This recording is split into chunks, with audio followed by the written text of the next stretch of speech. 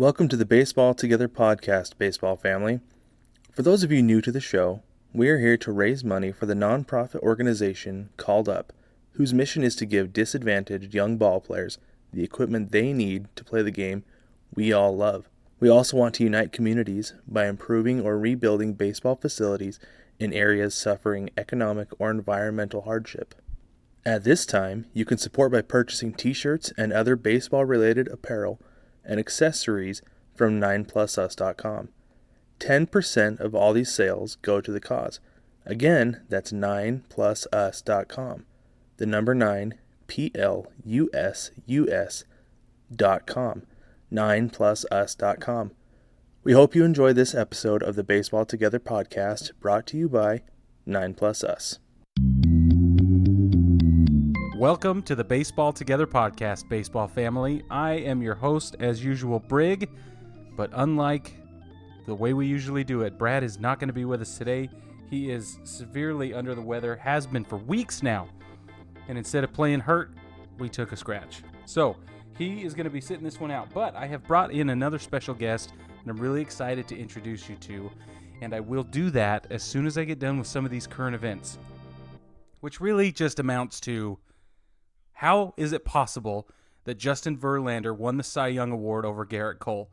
Nobody gets it. We're all confused. Good for Justin Verlander, but what exactly is going on?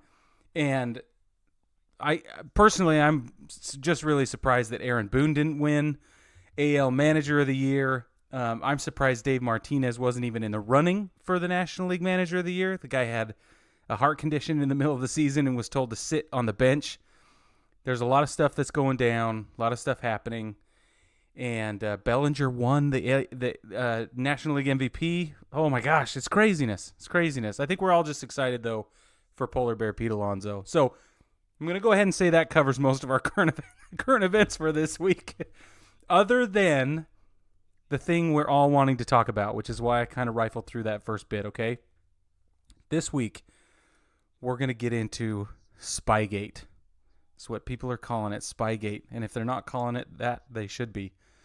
Which is a perfect introduction to my famous guest host today is Tim Jensen. Famous, yep. You are famous. Well, thanks, man. Hey, you're welcome. Yeah. Just speaking the truth here. Tim. Hello, everyone. Now, the reason I brought Tim in on this, not only is because Brad is sick, which is terrible, but also because Tim is an authority on all things philosophical, at least in my life. Again, I appreciate that. Yeah, I feel like I need to come on the show more often, man. Boost my ego here. Yeah, I think that would be really wise of you. No, so Tim and I, just a little background, we've known each other for years now, and we both consider ourselves armchair philosophers, if you will. Mm-hmm. And Tim far more than me. Tim has a master's degree and is in international relations and theology from George Washington. Yeah. And we discuss ethics and morals and philosophy at length all the time. And so I thought he'd be a perfect one to bring in as we unravel this complex cheating accusation. And I don't even know if accusation is the proper term, because when players from that former team come out and say, yeah, this is what we were doing, we were cheating, I think it takes accusation to a whole new level. So, Tim, a little bit of background for you, okay? Yeah, please. Yeah. Oh, here's another thing about Tim. He's not a huge baseball guy. Okay. Yeah. Not huge. You'll admit that freely. Well, I enjoy watching. I'll admit I watched every game of the World Series this year. But that is the extent of my baseball watching for this entire year. So that kind of probably tells you right where I am. Yeah. Which is what I appreciate so much about you, because we're going to have this discussion and you're going to bring a completely unbiased third-party opinion into the narrative, okay? All right. And I'm going to do my best to represent both sides of it, but I think everybody listening kind of knows where I fall on these issues. So, but I want to bat this idea back and forth a little bit with you. So Here's what happened. a pitcher, Mike Fears, and 3 other teammates from the 2017 National Championship Houston Astros. Okay. This week came out and said we were cheating, basically. He said and this is what they were doing. They were using a camera strategically located all the way back on the wall in center field to transmit high-speed camera footage to a television, not inside the dugout, but just down the hallway that leads to the clubhouse from the dugout, across, mounted on a wall. The camera feeded directly to that television set, and they would sit there, watch the game, and the camera was trained on the catcher's signaling. Okay. So, the catcher sits down there and he throws his fingers around. And yeah, but I can see that when I'm watching them anyways. What do they need another camera for? What? Okay, perfect, right? You can see them because the cameras that we get as fans are in the same spot. Oh, but I mean in the dugout or in the clubhouse, they can't turn on the game on the regular channel, or is that against the rules? That's against the rules. Ah, got you. Because it's of against that, the because rules they to have can see the catcher's signs? Right. Ah. Exactly. Got you. So what they're doing is they're stealing signs, okay? Now, we'll get into this a little bit. Sign stealing has been around forever, but let me finish telling you exactly what they were doing. Okay. They have a guy sitting on a massage table across the hallway from the television mounted to the wall, and when they have a reasonable assumption or reasonable expectation that the pitcher just got a signal to throw an off-speed pitch like a changeup or, something like that, a curveball, breaking ball, slider, then they would bang loudly and signal into the dugout to bang loudly on a trash can, like a big plastic trash can. So that the batter would hear the banging? Correct. Ah, okay. All right.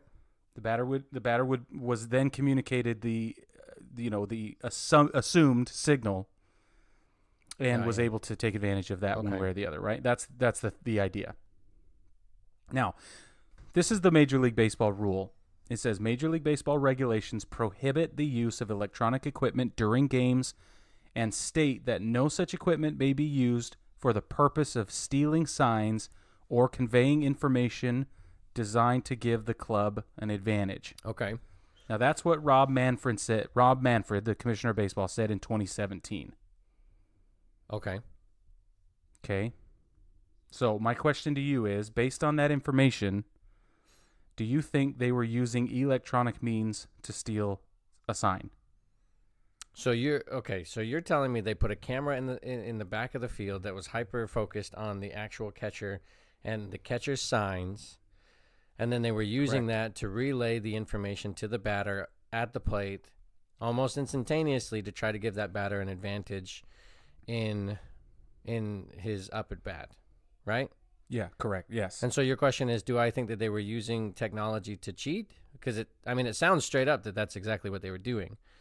My question, though, is not having played baseball myself, what kind of an advantage does knowing the type of pitch that's coming down the plate give you with them throwing at speeds that they're throwing?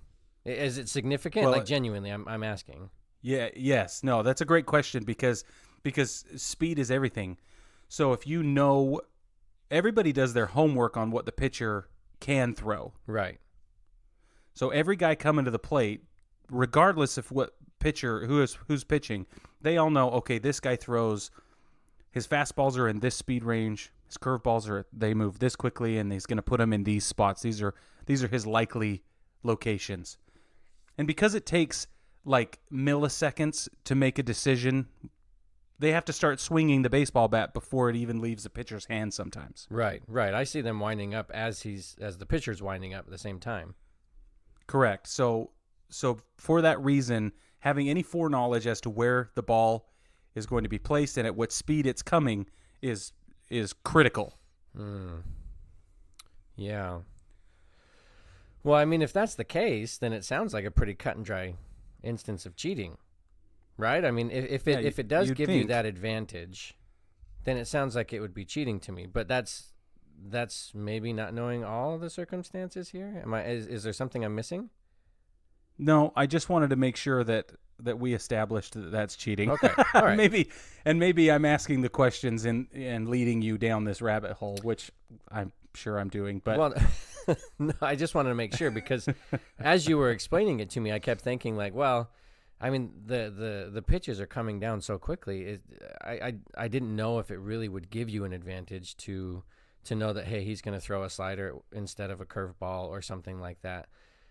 Because part of the issue is you still don't know exactly where it's going to go down the plate. So while you might know that a fastball is coming, you don't know if it's going to be inside or outside or up top or low. Like, you have no idea. And you still have to just keep your eye on the ball, which sounds to me like you got to go back to basics anyways, right? Keep your eye on the ball. That's what I was always told when I played in like elementary school. Sure. And that's absolutely true. Right. So I guess that was the reason for my asking, is I didn't know if you've got to focus on all that and do that anyway, then I didn't know if it really gave you that much of an advantage, but I guess it sounds like it does. Yeah, I mean, and that's the idea, is any advantage come upon by unethical means, in this case explicitly laid out as electronic means. Right. So the question then becomes, where do we draw the line on cheating, right? Because this was in 2017, and similarly, in 2017, the same ball club, the Houston Astros, were accused of cheating in a different way. What they is did, the same guy in charge over there? Like, what? Yeah, he is. In part, yeah. So the organization has changed a little bit, but what I think we're dealing with is a systemic issue. So let's just cover this base first, okay? Yeah. Mm-hmm. Stealing signs has been a part of the game for forever, since the day they started playing baseball. Somebody is standing on second base, trying to see past the pitcher and figure out what the sign is going to be, and transmitting that, however possible, to the guy at the plate. It's always been that way. That's just part of the game. And if you are sitting in the dugout and you can watch a pitcher tip his pitches, and you can see, okay, when he holds it down by his belt, he's going to throw this kind of pitch. When he brings his glove up before he throws, he's going to throw this kind of pitch. Or he cocks his elbow just so, or he fritters his hand around just a little bit, right? There's a lot of things that you can do, and if you're a student of the game and if you're observant, more power to you. That's my opinion. Okay.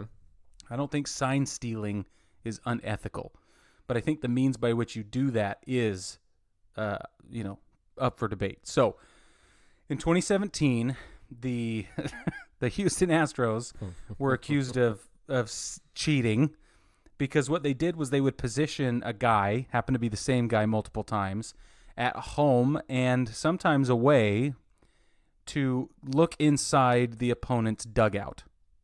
Wait, where is he standing at home? You've got the ump, the catcher, and the batter. No, at home games and at away games. Oh, I'm sorry. Okay, I'm with you. That's okay.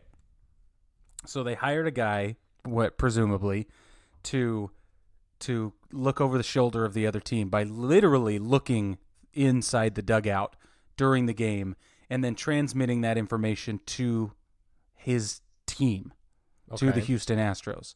And their argument after that was, we were trying to make sure the other teams weren't cheating. That was why he was there. He's there to ensure. That's very nice of them. Yeah. What a kind gesture. Isn't that just, integrity and love of the game, right? Right. He just loves the game. We're just helping out the whole structure here. I got you. Yeah. So they were accused of cheating, and one of the things that has happened subsequent to that is nothing.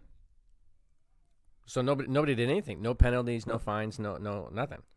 Nothing. Nothing's been made public. Nothing has been, brought to light. MLB started an investigation. We're not exactly, the everyday fans, we're not exactly sure what came of that. It kind of faded into the background. And the reason they said, Major League Baseball said, the reason they didn't, bring it to light or cause an uproar is because it was during the playoffs.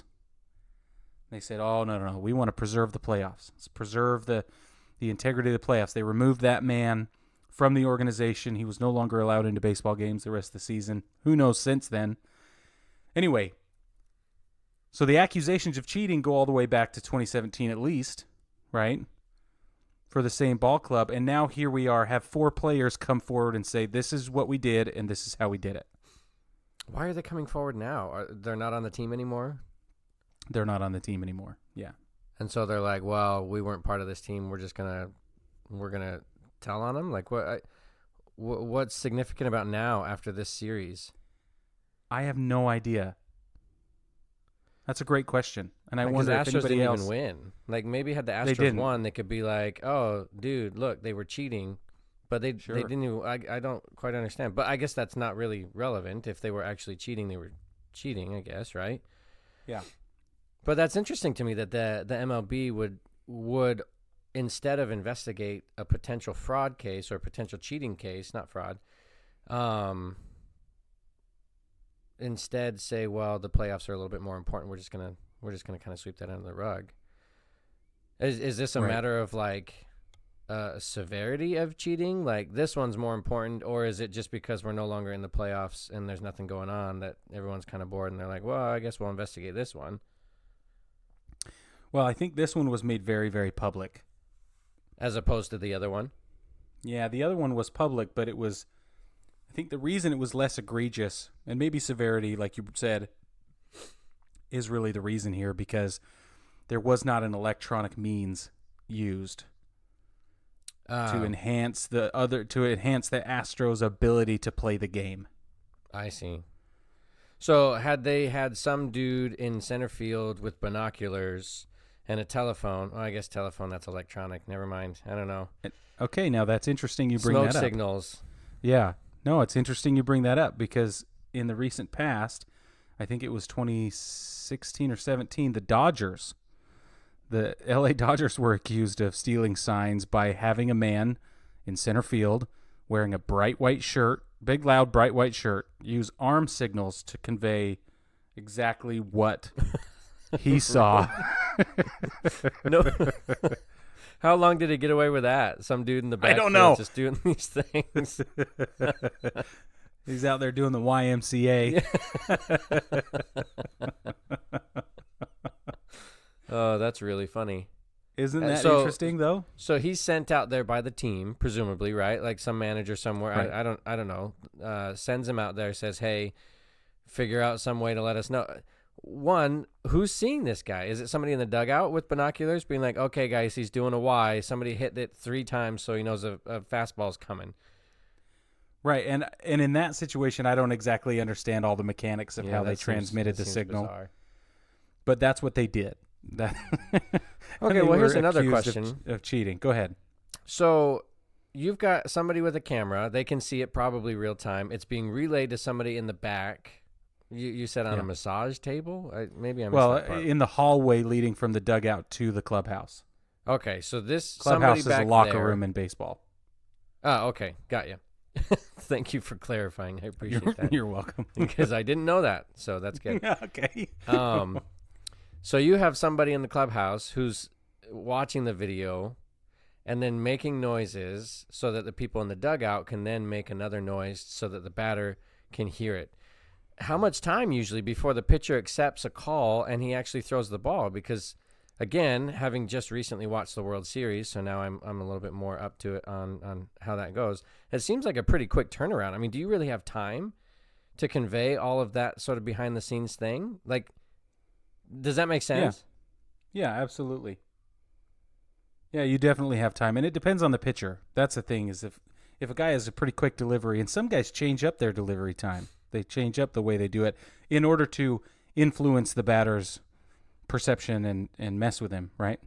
Yeah, head game. I got you. Kind of like icing out a kicker in football. Sure. Calling a strategic timeout or something like that, right? It would be the same thing. So if you are normally at this pace, a guy can kind of set up on you and wait for it. And so if you mess with that, knowing you have tenths of a second to make a decision, you know? Yeah. I get that. But yes, to answer your question, yeah, there is time. Okay.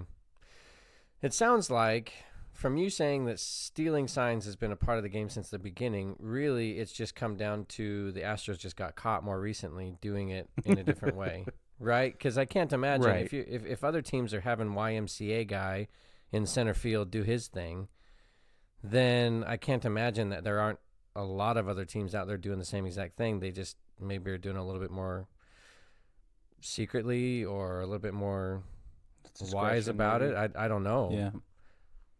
So is that, I mean, how do you haven't really shared your thoughts on how do you feel about sign stealing in general? Like I said, if you're paying attention, or if the catcher got lazy and is showing you what they're going to do or tips their hand in some way, that is absolutely okay. You should steal those signs. That is an angle into the game, right? That's competitive edge. Mm-hmm. And that's where the ethics come into it, because I feel like anything that can be. So I read a great article about this the other day, and this is the language I'll use as well. If you in law, right, police officers and and investigators are only able to look upon evidence that is out in the open without a warrant, right? Unless they have a warrant.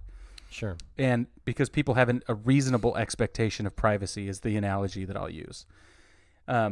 If you have you do not have a reasonable expectation of privacy in some cases with baseball, right? If your fingers are down there, then and your leg is blocking the dugout's view of your fingers, then you may have a case for reasonable expectation of privacy on your signs, right? Sure. But if a guy is at second base on the opposing team and is glancing over the pitcher's shoulder, then that expectation goes toward an unreasonable level of privacy, right? You should be able to expect less privacy in that case, right? So Yeah. So it's kind of a bad analogy, but it's the only one I have. So So essentially you're saying, if I'm understanding you right, you're saying the signs are private in so much as they're not seen by anybody. If the catcher is going to be smart enough to cover up his signs, then great, good for him because he's not tipping his hand. But if he's letting them out there, that's his own dumb fault kind of thing.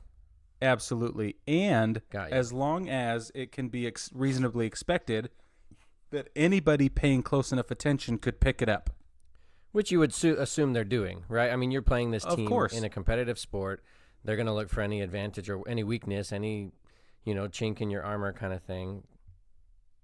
My issue comes in when they are using an unreasonable tool, because the guy at second base winking at the batter is different when he sees a curveball called than the camera that's running 500 frames per second and signaling it to the television set in the hallway between the dugout and the locker room.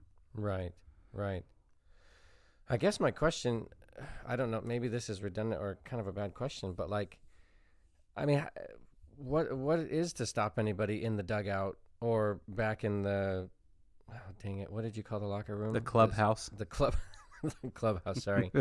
Anybody back in the clubhouse from just watching the normal TV screen? Like, is anybody policing that? I guess I don't quite understand. If they're going to go through all that trouble to set up a camera, to have this secret thing, why not just sneak a TV in there and watch the regular game? Right. You can see all the same signs. It's a great question, because the law, or the law, the rule specifically prohibits electronic enhancement. Well, yeah, but that's what they're doing anyway. Right, but obviously, they're breaking they don't care the rule. about that rule. Right. So I'm saying, they'd probably save some money on electronic equipment by just bringing a TV in there. They're already going to have one anyway. You can't. So the umpires would police. Oh, so the television they set they would know inside the dugout. Yeah, of course. Well, yeah, but So- not in the stateroom.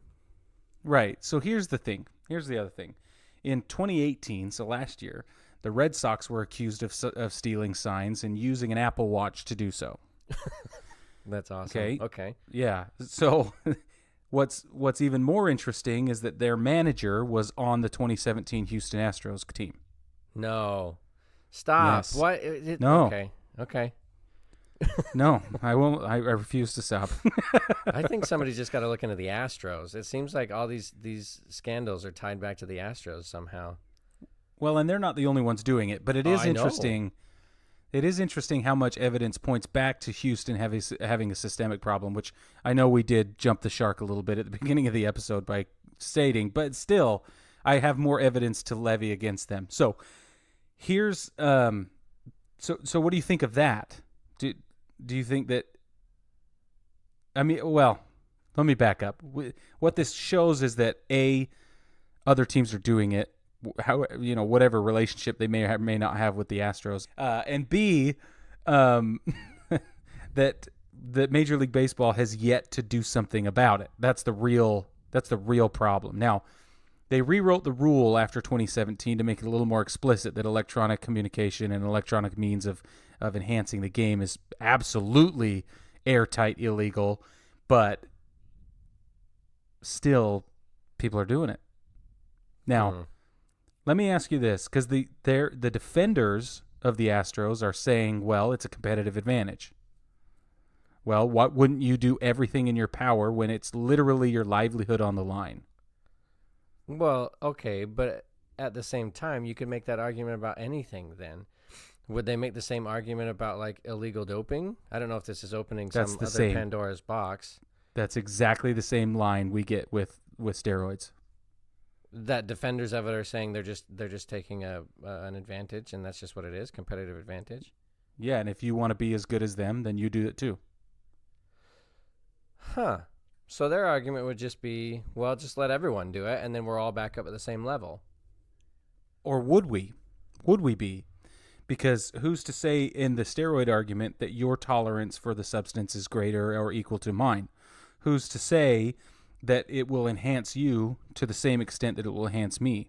Who's to say that these electronic means are as accessible, cost, resources, awareness of what tools are available, etc., to every ball club or not, right? It's the same argument.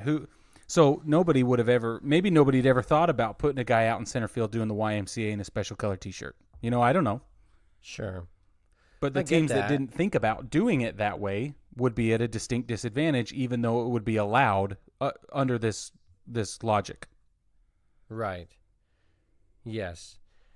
I guess I struggle a little bit with it just because you already have inherent differences physiologically and mentally in the players themselves. And I mean, you could make the argument that, hey, this training program that gets you to a point where you're going to be able to swing the bat better and hit the ball farther is available to everyone, but this one teammate didn't know about it, and therefore he didn't get it, and maybe he could have done better at batting, but he didn't because he didn't know about this thing. I just feel like at that point you just go down a slippery slope, right? Because at any stage of this game, you're going to have people who are at different levels inherently, right? You're going to have people who have different perspectives and different approaches, and some of them may work well. Like one may work really well for me, and it may not work at all for you, and so you'd have to think of something different. I don't necessarily think that there's a team out there or an individual out there who'd be like, man, I figured this out, and this has worked for me, and now I'm hitting more home runs than anybody else out there. Let me share that with everybody. Let me show you this same thing because I want you to have that same success. And it seems like the argument to say you cannot do any of these things like doping, since we were talking about that, because it would therefore not be a fair thing. Like I couldn't get the same thing. I don't know. Maybe it goes down that line. I guess this is slightly different just because you're talking physiological, like chemistry stuff. And you're right to point out that I could take steroids and it might not get me to the point where I'd hit the ball better than you doing the steroids as well. But I don't know. I guess I don't know enough about all the different enhancement drugs out there. Maybe there are other options I could do instead of steroids that would get me there. Do you know what I mean? But I don't know. I don't know if I've taken this way off the rails here. No, but it's okay. That's kind of what I struggle with a little bit in that argument is I feel like there's already distinct advantages and disadvantages among the players themselves that I don't know if the argument that if you let everyone dope, therefore there's going to be even more disadvantages really holds for me. I don't know. How do you feel about that? My question is, isn't that the way it's supposed to be? The distinct differences and disadvantages? Yeah, of course. Right. We're all we're all individual. Why not let people dope? If it's supposed to be that different. would be an unfair enhancement. So say you're say you feel unethical about doping. Same as if Okay. you felt unethical about sign stealing. Okay, be the same Sure. thing. Yeah. And you, as an organization, say we will not steal signs. We won't do it organically. We won't be paying that close of attention. We won't be doing it electronically. First of all, we feel terrible about it, and second of all, it's in the rule book that we're not allowed to do it anyway. So we're just not going to. Okay. Okay, they're at a distinct disadvantage. Now, let's say we open the rule book up, and the rule book says now you can, there's maybe just no rule that says you can't. Now, but then the only thing holding that club back is that they feel unethical about it, and then they're not gonna do it, right? You're still gonna have those outliers, and they're gonna be at a more severe disadvantage than they would have been had there been a strict rule in place. Well, in the scenario of there not being a rule, then that would just be them not taking advantage of something that's available to them. I mean, I guess it sounds like to me what you're saying is that everybody is different in terms of their physical capabilities, but if you're going to allow doping, then we should all be at least on the same playing field and still be different. Do you know what I mean? Like you shouldn't let players get away with doping because then that would give them even more of a difference between me and them. It's okay that we're all different, but we should at least be all different on the same level. Sure. So I guess my point would be that somebody who's doping versus somebody who's not just makes them different still.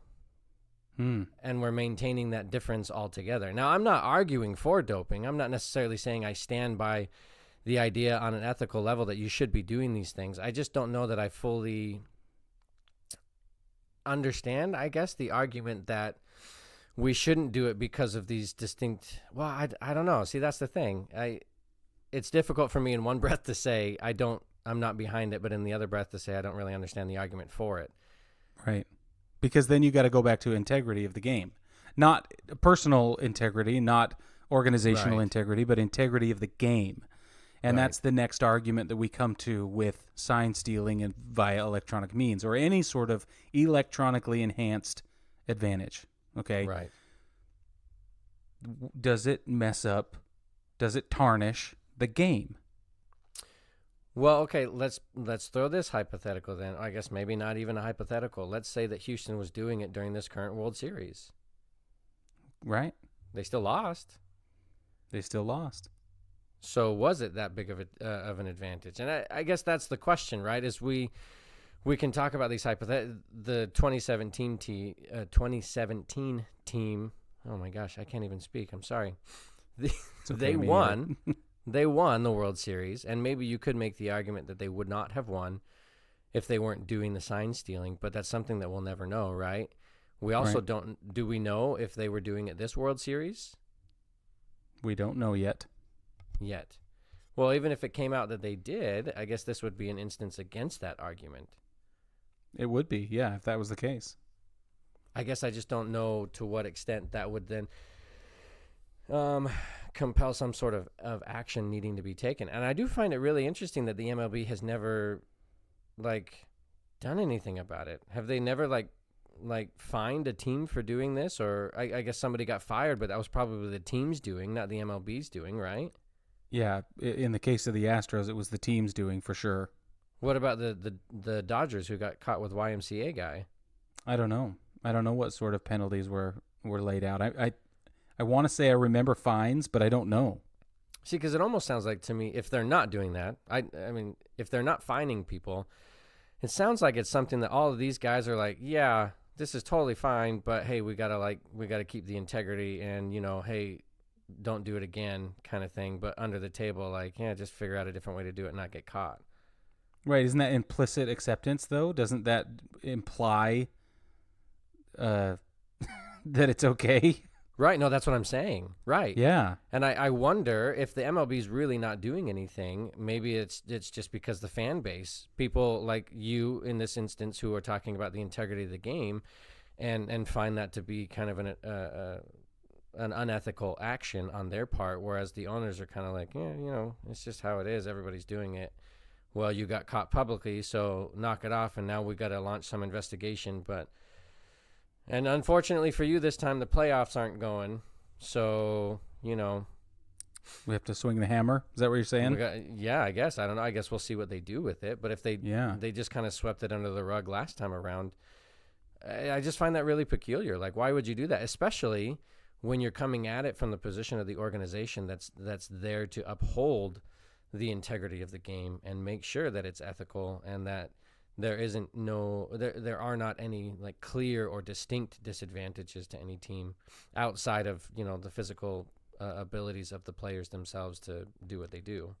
Sure, and we could talk at length about Commissioner Rob Manfred and some of the things that he has done and has not done. And we could also talk about distinct advantages and disadvantages between ball clubs.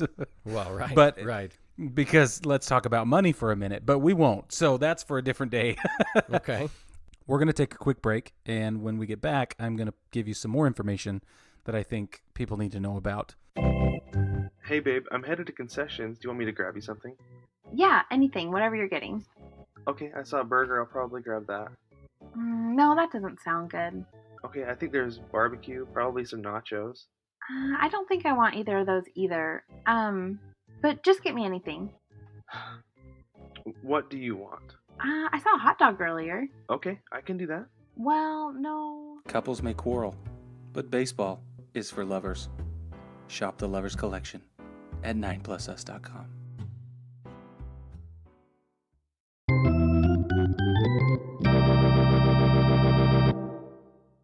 Welcome back, baseball family. We are going to continue our Spygate conversation with Tim Jensen. I want to bring up a couple of things that I think are not only relevant but also potentially important. The Astros, this has been reported over the last couple of seasons, but specifically it's all being refreshed and coming back to light. But one of the things that the Astros have been accused of doing is messing with the TrackMan system and intentionally calibrating it improperly. Now, Tim, just so you know, the TrackMan system is a little military-grade radar system that sits at the top of the stadium and looks down upon home plate and at least the pitcher's mound, if not more of the field, depending on how good a system they're using. But they have to calibrate it, and what it does is it tracks velocity off the bat, speed coming out of the pitcher's hand of the ball when he throws it. It tracks spin rate. It tracks all kinds of things, right? Lots and lots. Bat speed, lots of stuff, okay? Okay. And so what the Astros have been accused of doing is systemically altering and intentionally calibrating their systems improperly so that what they're reporting and what people are seeing is maybe different than is what is actually happening. Now, the reason this is a problem, obviously, you get Garrett Cole out there and he plays at Yankee Stadium and he plays at Minute Maid Park where Houston plays their home games. You can see the differences. It'll be like a built-in sort of check and balance, right? Okay. Well, the TrackMan, the Yankees control versus the TrackMan system that is being controlled by Houston, they're going to clash if Houston's big league club is doing it improper calculations, right? And calibrations. Yeah. But that doesn't apply in the minor league system. So let's say we got a guy who's at AAA or at AA, and the home team is using their TrackMan system to evaluate their players and to say, hey, we got a guy who's throwing this fast, or his spin rate is this fast. The ball comes out of his hand and spins at this rate, or his bat speed is this fast, that kind of thing. And then they serve him up with those fraudulent numbers as a trade offering, a bargaining chip. Okay. And then the guy gets to the new club and his ball's not spinning as fast as it was, or it's not, his bat speed's not quite as quick as they thought they were getting. Now that's something that Houston is legitimately has been accused of doing. Okay. And I think that that's important for people to know, if nothing else. Don't you think? Yeah, I guess I struggle to understand to what end. If they are doing that for their own players, it pads their stats while they're with Houston. But the second that they get traded off, or if Houston's getting somebody from a different team that's doing that, it seems like they're just shooting their own players in the foot. Like, why would the players want them to do this? That seems like it would be not beneficial at all for the players. Absolutely true, unless there's a redundant accuracy tracker, right? Unless there's a second system out there who that's tracking accurately. Yeah, and they're sending out disparate reports.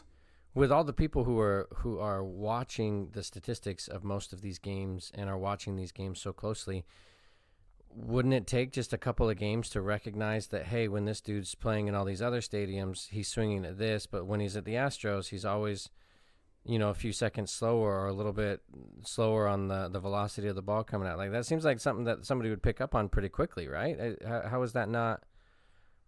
Why does that have to come out in some expose if people are tracking these statistics all the time?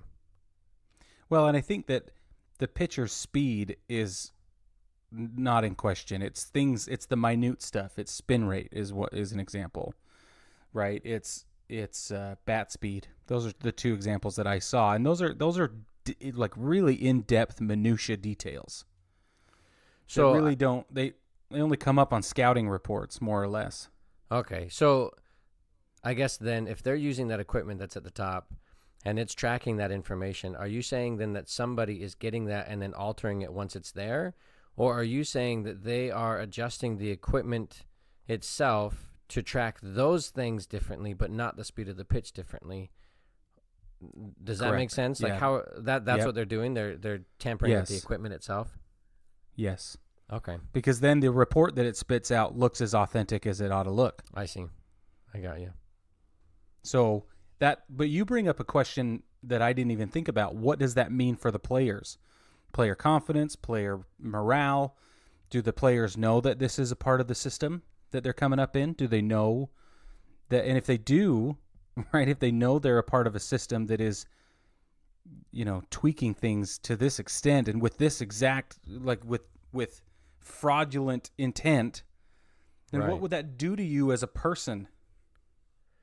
Yeah. Well, just your career even. And I don't quite understand what the advantage would be to the ball club themselves, right? Because, if they're statistically reporting, or if they're reporting that on average their batters are, hitting the ball with this sort of ball spin or the swing of the bat, but then the real one is less than that, like what advantage do they have to inflate the numbers like that? Because their record, and that's like I said earlier, is trades. It's all about bargaining chips and trades. Right. So they pick a guy who's doing that. He gets traded, goes to the new team, and the new team finds out that those were inflated numbers, that this guy's not as good as they thought. So they pay that guy less, or they rotate him to maybe some bottom league if he's not what they thought. I don't know. Again, it just seems like the only person getting hurt there is the player. The player and the club that he was sent to because of the investment in player development. Right. Yes, and the thing is, of course, the club. Most clubs will say, well, we paid for this guy. Let's get him back to where he was. I would imagine that some of the narratives that they would begin falling on would be things like, well, the transition's hard, or the altitude's different, or, he had to move away from his family, or, any sort of psychological or emotional distress. And they think, oh, it's okay. We'll just give him some time. He'll get right back up to where he was. Right. Yeah. I could see that happening. I guess from what you've told me, though, and what I've now learned about the Houston Astros, I just probably wouldn't want to trade with them. Right, and that's the thing. Which is unfortunate, again, for the players and for the ball club, because, again, now that they were getting good trade advantages, they're not anymore, at least, because people are going to start second guessing or questioning all of their numbers coming out of the club. Right, which brings me back to my original question or not my original question, but what does this do to the integrity of the game? Because now you're not just messing with exactly the gameplay itself that day with a camera set up in center field, but now you're messing with people's careers. You're messing with people's livelihoods. You're messing with people's confidence. You're messing with the economy of baseball. I mean, on and on and on. The implications go so far. Yeah, you're right. That is valid. I mean, you do kind of have that butterfly effect, right? That's a valid point. I mean, when you first said that, my thought was, well, integrity of the game, I interpreted to mean like the actual playing of the game. But I think you make a good point in the player's mentality afterwards, because maybe they believe those numbers, right? They don't know Right. that the system's being rigged, and so they go to the new place and they're like, man, I'm just not getting it. I wonder what's going on. Maybe, you're right. I think that's a valid point. That does seem to have pretty clear implications for everybody and anybody involved with those sorts of trades, from the ball clubs to the players themselves. And I have to make this caveat. Some of this is speculative, right? I'm just saying these are being revealed as, some of these things are happening, and then we're tracking it down, right? So I don't know that Joe Schmo was throwing 90-mile-an-hour fastball at such and such spin rate, and then he moved to a team in Colorado Springs, and now he's throwing at 90-mile-an-hour fastball at a lower spin rate, and now he'll never play baseball again. I don't know, but it's possible. Right. It's possible, and the implications, spread as far as we want our imaginations can go, because this is people, Right. So it's just, I think it's interesting. So Tim, as an outsider, as someone who's not an everyday watcher of the game, everyday fan, or even an everyday player for that matter, do you think that it's important to preserve the integrity of the game? I think that my first response would be a question, in that, how are you exactly defining the integrity of the game? Are you talking about making sure that the rules are set up in such a way that everything's fair and everything's be able to play and people are able to just go out and I don't know how to. What do you mean by that? No, you just laid it out, right? It's fair across the board. Everybody is given every opportunity to be the best that they can be, and the rules are set in place. The rules are in place so as to not allow an unfair advantage one way or the other to either team or specific player other than their personal capabilities, their training that they've gotten, the coaching they've received, whatever. Well, then, yeah, I would say absolutely it's important to preserve the integrity of the game. Even as somebody who isn't an avid baseball watcher, who, I'm not going to tune into probably one or two of the, 126 games in a regular season? 162, yeah. Oh, 162. I flipped those. When I watch baseball, it's usually in the playoffs, and usually it's a game or two here or there before the World Series when I do watch. But even then, just the fact that it is a great opportunity for athleticism and sportsmanship, and it is a great opportunity for people to, get out there and play a really fun game. I mean, I've played it. I enjoyed it. I think for those reasons, I would argue, yeah, you shouldn't preserve the integrity of that game. I mean, I certainly wouldn't argue that just because I don't really watch it that much that I don't really care what happens to it. Right, yeah. Well, let me pose you a different question, okay? Your daughter has recently decided that she really likes baseball. Yeah, she does. So let's say she moves up and she is going to be given an opportunity to play the game, but she is told that she can't unless she does XYZ thing that violates her integrity. Okay. Or her moral compass. And the question is, would I let her do that, or would I? Well, what would your feelings be around the game itself? Would it tarnish your opinion of baseball if that kind of thing took place? I think it would. Not only on that team, but if you then realized it was systemic.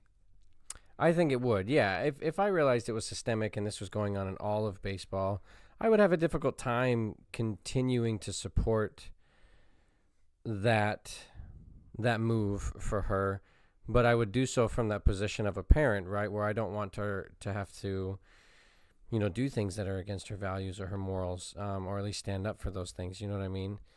But I wouldn't necessarily oppose her if she wanted to try to go out and advocate or change things from within or whatever. I don't know if that makes sense, but I think to answer your question, I would have a difficult time supporting the entire institution at that point. I think I would that would be a little bit distasteful for me, and I would have difficulty staying as on board as I was previously. Here comes a leading question. All right. So then you do think that preserving the integrity of the game is something that should be prioritized? Yeah, so from that perspective, I want to make sure that the sport is taken care of, for sure. I wouldn't just say because I'm not that avid a participant or watcher that that I don't care. Yeah.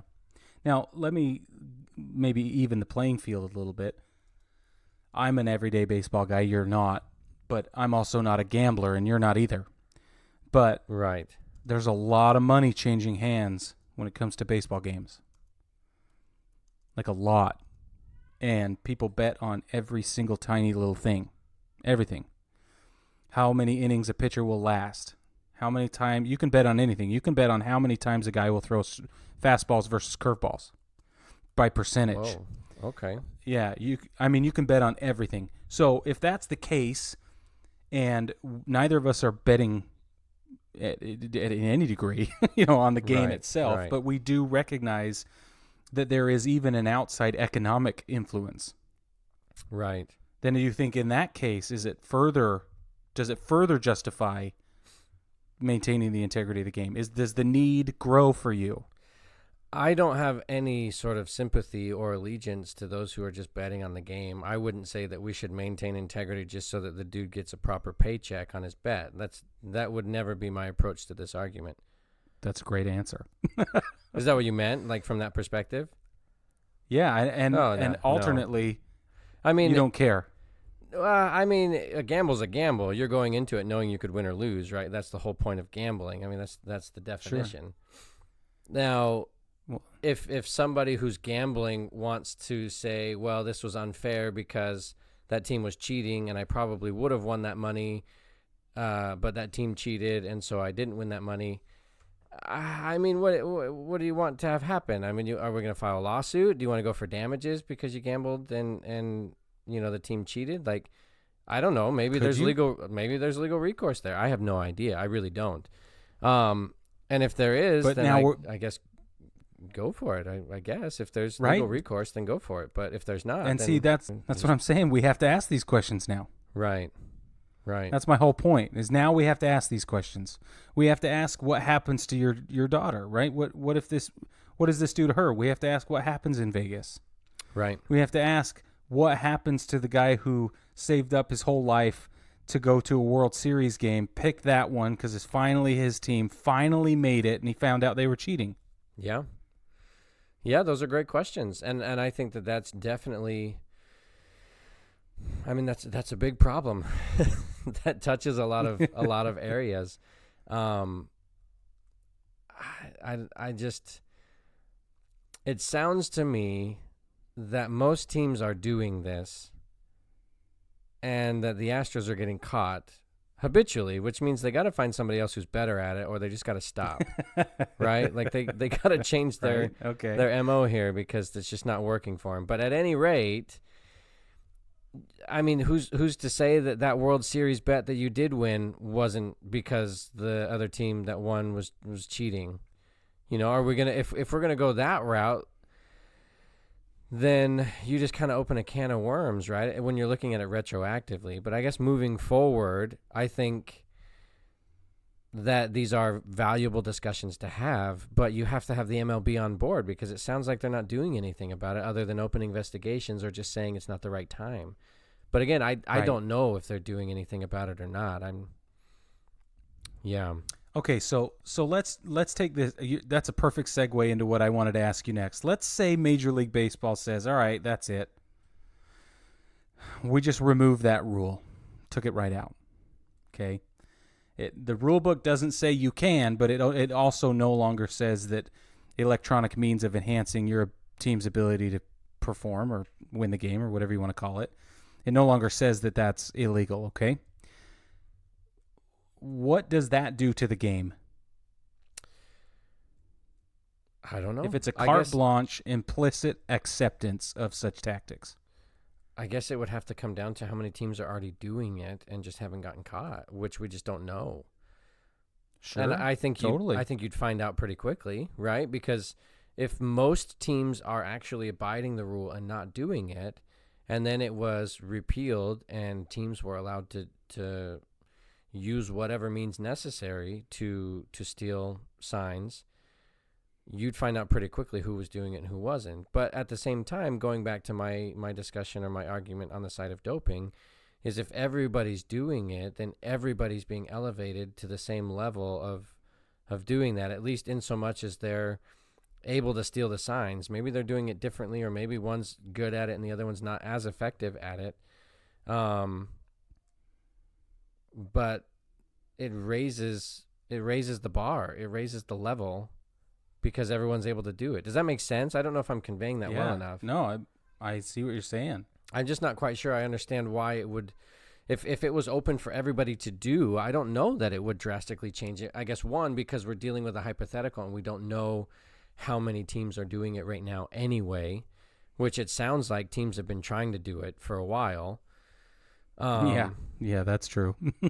and if they are, then maybe nothing would change. Maybe nothing would change at all. It would just, that would be repealed, and then everything would just go on as it was, except for they could be more blatant about it. So I agree with you. I do think, though, that it would be the equivalent of an electronic arms race is what we would see. And that would irrevocably change things. So I read an article from Beyond the Box Score. It's beyondtheboxscore.com if those of you want to look it up.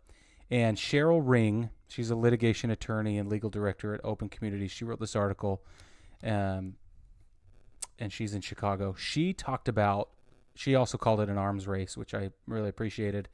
She said, and there's articles written this year, she said that there's a number of things that you might see if the MLB repealed that clause, that rule. And a couple of them were, why not plant a microphone on the mound?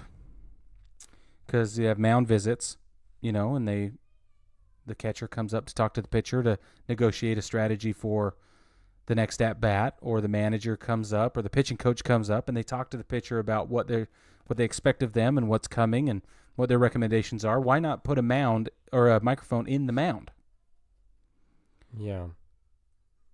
That's an interesting, right, I think, outside the box example that people haven't thought about if we do repeal the rule. The other thing that she brought up, which I think is really interesting, is putting microphones in, and maybe she didn't say this, maybe I read this somewhere else, but why not put a microphone in the helmet of the batter? Yeah, just relay it to assist. To relay the communication. Yeah. You know what I mean? And that means, well, they tried that in football for a little bit, if you remember.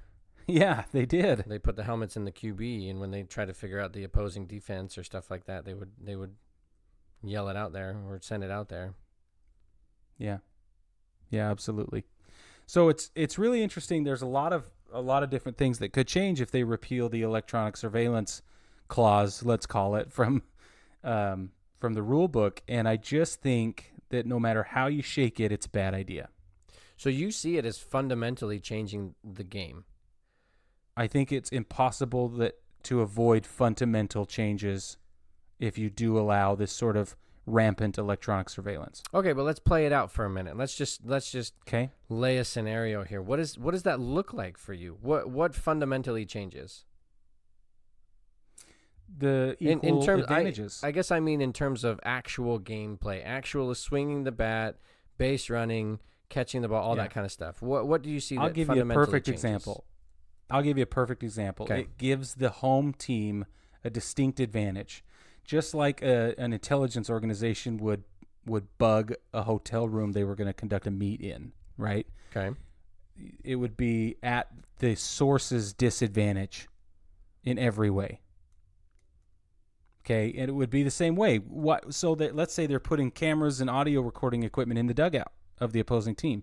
Let's say they're putting it, but the opposing team doesn't have the opportunity to do that.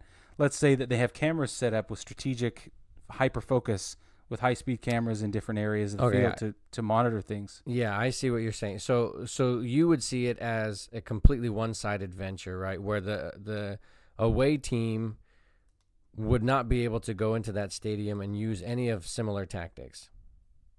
No, exactly. That's one problem. But it is a huge problem. Well, I mean, like, why not have another YMCA guy out there in the field just on the opposing team, right? I see what you're saying, right? Because if you that's still inefficient. Right. If you're comparing it to having a microphone in the dugout where they can hear all the discussions, you're right. Or a microphone on the mound, you're right. That is a distinct disadvantage. Well, so maybe the MLB says you can put all these mics everywhere, but you just have to make them available to both dugouts. Yeah. Okay. So if we do that, what's the point of why would you allow such things Right. and in favor of disallowing such Right. things? At that point, it just becomes silly. You're right. So Because then my- we're back to square that would one. be my question. Right. Right. If everybody so has why the not same, keep it the same? Right. Yeah.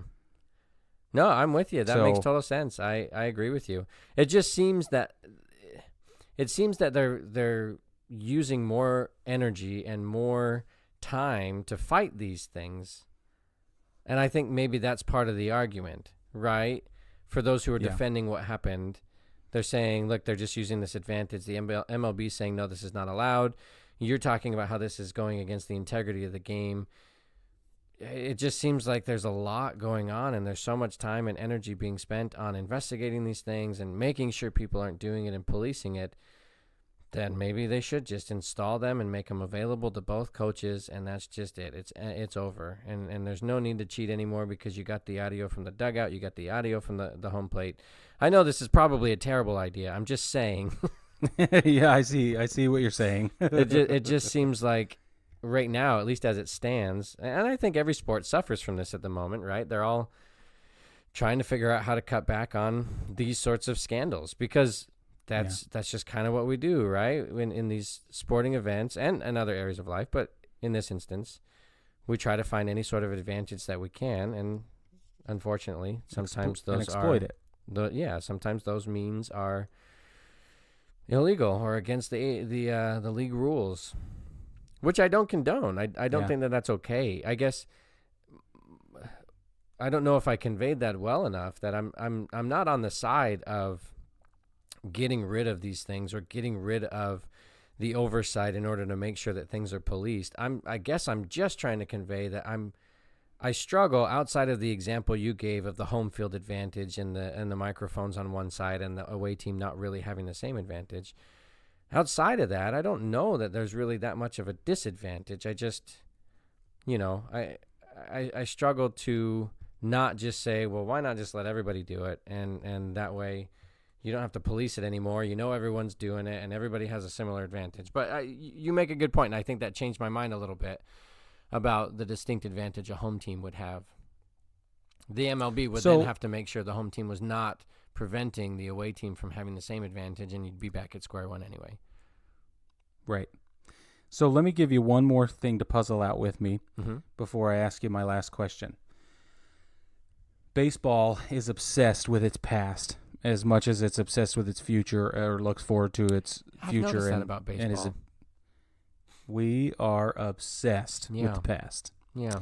Everything is brought up to the same standards it's been brought up to for forever, right? So, and that's the real question. If we're going to talk about the integrity of the game, we have to talk about Hall of Fame inductees. We have to talk about world records. We have to talk about things that have stood for a long, long time, and wonder, do we need an asterisk? If we're going to allow electronic surveillance, let's say we open it up to everybody, we ensure that it's equal among both teams, then what does that do to the memory?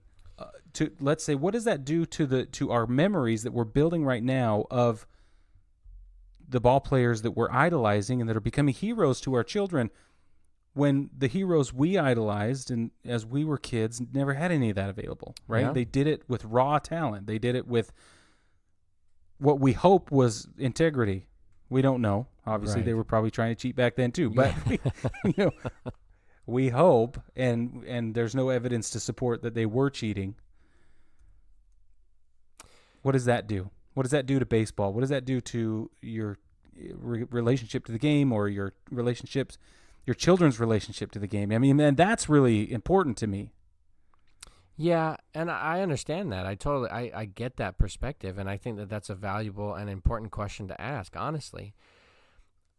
I guess just to play devil's advocate here, my only pushback would be you kind of have to deal with that anyway, right? I mean, you're having advancements in bat technology, right? That maybe you put one of these newer bats today in Hank Aaron's hands or Babe Ruth's hands, and they would have hit far more home runs than they ever did.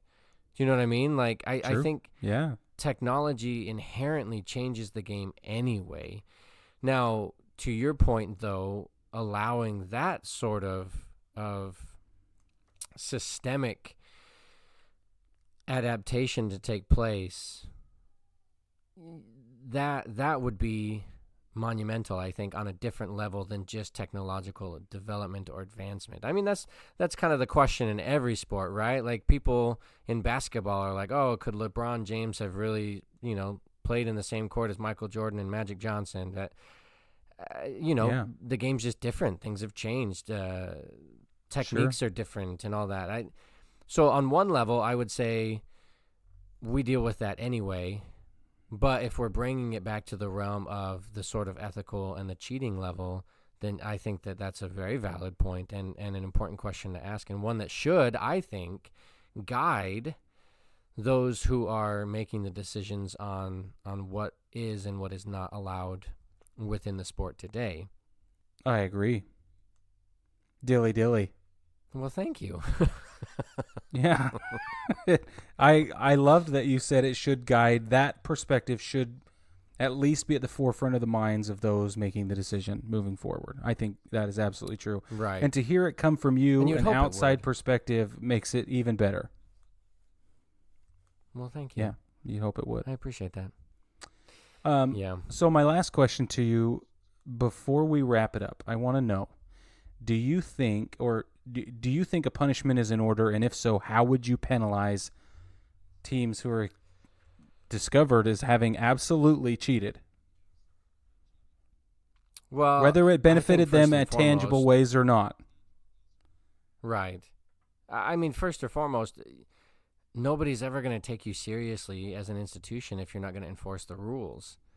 Right? I mean, if the MLB's not going to do anything about these blatant instances of cheating, then why would I not do that as any manager or whatever, outside of, I'm feeling very, very ethical today, and I don't want to ruin the integrity of the sport, right? But if you know that you can steal signs by any means necessary, and the MLB is just going to publicly denounce you, but not going to fine you, they're not going to make you fire anybody, none of that's going to happen, then you're just going to have a ton of people who are doing it.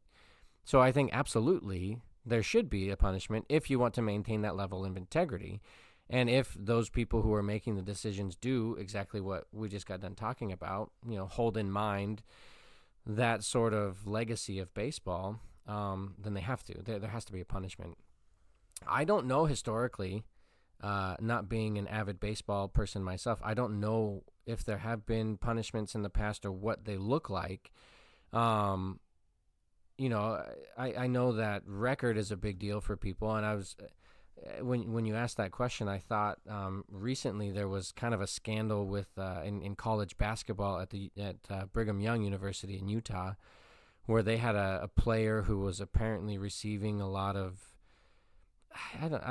I guess bribes is the word, but maybe not quite bribes. I mean, he was getting all sorts of special treatments and accepting these things and playing at the same time, and so the league decided that they would absolve BYU of the wins that they had while he was playing on their team, which changed their record. I mean, this went back like 3 or 4 years that the kid was playing on their team.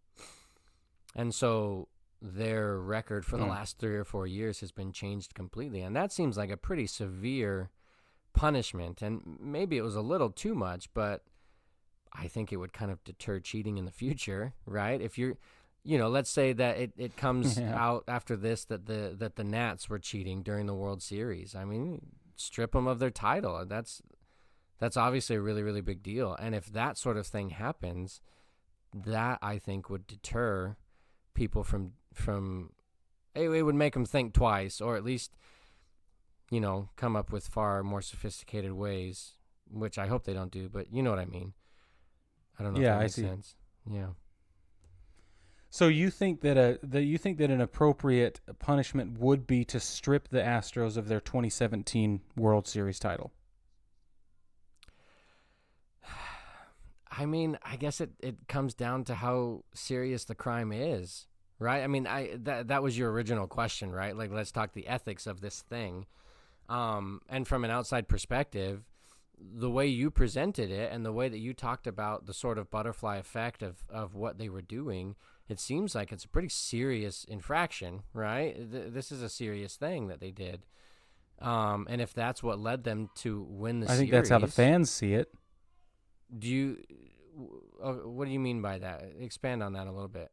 Well, you said the butterfly effect and sort of the implications, and I said I was merely providing the perspective of what I think is the general fan base. Right. So, but by that, do you mean like you don't think that the teams or the MLB sees it in the same light? I mean, because I guess I just asked because you said I think the fans feel that way, and I didn't know if you were just singling out just the fans are feeling that way. Does that make sense? Am I making sense there? No, I mean there's always been a huge disconnect between the fans, what we want, how we feel, and the owners, the Players Association, Major League Baseball themselves, right? Itself, however you want to say that. There's always been an enormous disconnect. I didn't realize that. I got you. I see what you mean there and by saying the fans. Yeah, I didn't bring that up on purpose because I wanted to get your perspective, irrespective of that. Right, yeah, I didn't realize that was the case, and that makes it even more interesting because in that case, it sounds like there are going to be a lot more discussions like this over the years without anything really changing because from my perspective, it seems like unless the MLB gets on board and decides that they really are going to police that and preserve that sort of integrity, that it's just going to keep happening. And so from my perspective, I think if you really want to send a message, if you know that they were cheating and they won as a result, then yeah, I would say strip their title, take away that World Series from them. I mean, I don't know what you do with it at that point. I don't know if you'd say de facto you give it to the other team. And that might be kind of harsh, right? Maybe that's a harsh out the gate thing. And it would have to be determined how severe or how problematic that cheating was. So maybe stripping their title is a little too severe. But from my perspective as it is right now, that seems like it would get the message across pretty clearly, especially with the Astros, man. Like, geez. Sounds like they need like somebody watching them the whole time, all the time, just to make sure things are kosher over there. Yeah. So I want to just give you an example of Major League Baseball's historical, I mean, maybe their two most famous historical scandals. Okay. And the punishments that were levied in those cases. Yeah, I'm really interested. All right, so the first was the 1919 Chicago White Sox scandal, which is widely known as the Black Sox scandal. There were 8 players on the team who intentionally threw the World Series, right? They played poorly on purpose, and they lost it in order to reap financial gain. We're back to gambling. Yeah, that's back to gambling. So I know we're not talking about betting with the Houston Astros, but Major League Baseball banned all of those 8 men from baseball permanently. Whoa. Okay. For the rest of their lives. Yeah. Yeah, that's a message. Yeah. The next most famous scandal is the 1989 banning from baseball of Pete Rose. Now, Pete Rose was banned for baseball for betting on his own games as well, but he bet his team would win. And he didn't hedge one way or the other. He didn't play poorly on purpose like he did in the 1919 case, but he bet that his team would win, went out and played his butt off, and it was discovered, and then he was banned from baseball for life. Oh, really? Yep. How do you feel about that? I'm really curious because my gut reaction is that seems weird. Yeah, that's a different story for a different conversation. Okay. We could spend an hour talking about that, Gotcha. just so you have some frames of reference. Yeah, there you go. Well, then it sounds like since if you want the MLB to move, you just have to indicate that they were gambling somehow, and then they'll just ban the Astros. That's right. They'll ban the Astros.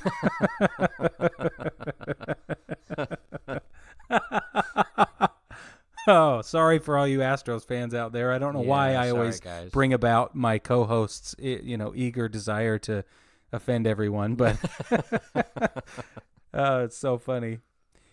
So Anyway, no, it's just really interesting that Major League Baseball has been somewhat lenient since then on these types of play-specific scandals. We talk about the steroid era and how people accused of doping and things like that during that period of time they're not allowed in the Hall of Fame. Oh, right? okay. But that's because the Baseball Writers Association of America have in part taken part in deciding that that's not acceptable as well, because they're the one that vote. Yeah. So it's really interesting. None of them have been banned from baseball for doping, and Sammy Sosa corked his bat during his home run race in the 90s, and he wasn't banned from baseball or anything. So I think that there's a line in the sand somewhere. I think none of us are really aware of where Major League Baseball is drawing that line, and has, over centuries almost, and stuff like that. But we're all really interested to see what's going to happen here. I think it's fascinating that you think they should throw the book at them, and from an outside perspective with no dog in the fight, I think that's really interesting. So. Anyway, everybody, give us your comments. We want to hear. So jump on the Facebook group. You can get there by searching for 9+us on Facebook. That's the number 9 PLUS on Facebook. You go to groups and you'll find the 9+us VIP page. Go ahead and send us an invitation request, and we'll let you in. We love new members, and you can formally join our extended baseball family. Don't forget to jump on the shop as well. It's shop.9plusus.com. We have something for everyone. 4X t-shirts all the way down to onesies. Lots of cute baseball stuff for the kids, and lots of really interesting, subtle stuff for the adults. And then don't forget to like, subscribe, rate, and review the podcast. Make sure you get that in. That really helps us kind of feel good about ourselves. And even more than that, we get gets ratings boosts and stuff like that. And it really allows us to keep this going. So if you like what we do here, go ahead and do that, and we can keep bringing you great conversations about baseball. So, baseball family, thanks to Tim for joining us, and we will catch you next week.